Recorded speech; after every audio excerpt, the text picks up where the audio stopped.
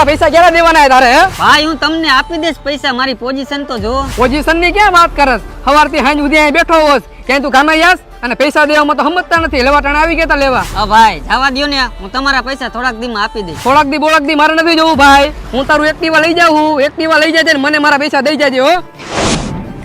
હા ભાઈ એક્ટિવા રહેવા દ્યો ને, હજી એને હપ્તાય બાકી છે.